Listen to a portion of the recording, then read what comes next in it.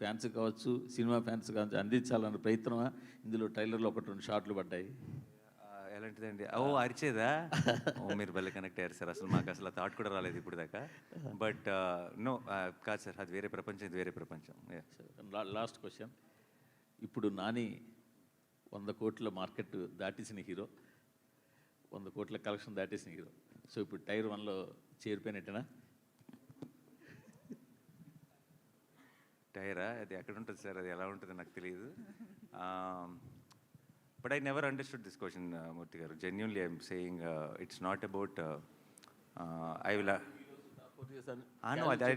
No, అది media created sir. మీరు it is అదేమి మనకి డిక్షనరీలో ఉన్న వర్డ్ కాదండి అది. ఇట్ జస్ట్ మనం క్రియేట్ చేసుకున్నది. ఇంకా దాన్ని బట్టి మీరు రకరకాల వాటిలో పెడితే దాని గురించి ఇంకా I never thought about it like that అండి. It sometimes it feels weird. నన్నే కాదు, అసలు ఎవరినైనా సరే. మీ ఫేవరెట్ యాక్టర్ అంటే ఎవరో చెప్పండి, మీరు ఎవరి సినిమాకి వెళ్ళాలని ఉందో చెప్పండి, ఎవరి సినిమాలు ఎలా ఆడుతున్నాయో చెప్పండి, ఎవరి సినిమాలు తగ్గట్టుగా వాళ్ళ బడ్జెట్స్ కానీ సెటప్ కానీ అన్నీ యాక్టర్స్ అందరూ చేసుకోవాలి. ఈ ఛాంబర్స్గా నా ట్రైన్ లాగా బోగిల్గా సపరేట్ చేసి ఎందుకు కూర్చోబెడుతున్నారో తెలియదు కానీ, but I never believe it doesn't actually it's a very అనొచ్చులేదు తెలీదు, అసలు చాలా స్టూపిడ్ కాన్సెప్ట్ అండి అది. అది ఎందుకు ఎవరు స్టార్ట్ చేస్తారో తెలియదు, బట్ దాన్ని మనం అందరం పెంచి పోషిస్తున్నాం. ఆపేయాలి. ఆపితే సినిమా ఇండస్ట్రీ బాగుంటుంది. సినిమా ఇండస్ట్రీ బాగుంటే మీరు బాగుంటారు, నేను బాగుంటాను, అందరం బాగుంటాం. నానిగారు హాయ్ అండి. పెద్ద సాహసమే చేశారు మళ్ళా. ఎందుకంటే ఒక సెక్షన్నే అంటే కిడ్స్ని, పెయింట్ హార్టెడ్ని అసలు రావద్దని డైరెక్ట్గా మీరే చెప్పేస్తున్నారు. అండ్ నేను అడిగే క్వశ్చన్ నాట్ ఫర్ కంపారిజన్ ఇంకోటో కాదు, ఒక ఆడియన్స్కి ఒక రైట్ ఎక్స్పెక్టేషన్ సెట్ చేయడానికి. ఆబ్వియస్లీ వైలెన్స్ అనేది జస్టిఫైడ్ వైలెన్స్, అన్జస్టిఫైడ్ వైలెన్స్ మేము సినిమా చూసాక తెలుసుకుంటాం. వైలెన్స్ అనేది ఎక్కువే ఉంది. ఒక మీటర్ సెట్ చేయాలంటే, ఆడియన్స్కి ఒక ఎక్స్పెక్టేషన్ సెట్ చేయాలంటే, ఇప్పుడు యానిమల్ కానీ, కిల్ కానీ, మార్కో కానీ ఏ లెవెల్లో ఎక్స్పెక్ట్ చేయొచ్చు violence? Nothing to do with అండి.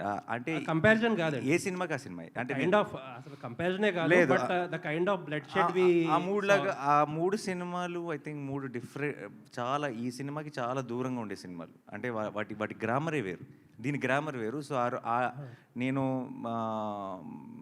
ఆ స్కేల్ని ఈ స్కేల్ని పక్కన పెట్టి అంటే నేను స్పిల్ అయిన బ్లడ్ ఎన్ని లీటర్లు స్పిల్ చేశారు అనే దాని మీద అలాంటి లెక్కలో చెప్తారు. అలా ఏం లేదు కానీ but it is a very, మీకు ట్రైలర్లో చూసినప్పుడైనా మీకు వైలెన్స్ అనిపించవచ్చు, కానీ మీరు సినిమా చూస్తున్నప్పుడు వైలెన్స్ ఏంటి ఇంత ఉంది అసలు మీకు ఆ థాటే రాదు. మీరు జస్ట్ కథతో ఫాలో అవుతారు, మీరు ఆ నరేటివ్తో ఫాలో అవుతారు, నెక్స్ట్ ఏంటి అని చూస్తారు. సో అప్పుడు మీరు ఇలా సపరేట్గా వైలెన్స్ అని సపరేట్ చేసి చూడరు. అది మేబీ ట్రైలర్ కాబట్టి మీరు, లేదంటే మీకు పాత ఇంతకుముందు ఎగ్జాంపుల్స్ ఉన్నాయి కాబట్టి మేబీ ఇమీడియట్గా మీకు అన్ని మైండ్లో ఫ్లాష్ అయి ఉండొచ్చు. బట్ ఒక్కసారి థియేటర్లోకి వెళ్ళిన తర్వాత మీరు ఆ హిట్ 3 ఆ ప్రపంచంలోకి వెళ్ళిపోతారు, ఆ కథనే ఫాలో అవుతారు, నెక్స్ట్ ఏంటి అన్న ఒక క్యూరియాసిటీతోనే సినిమా అంతా చూస్తారు.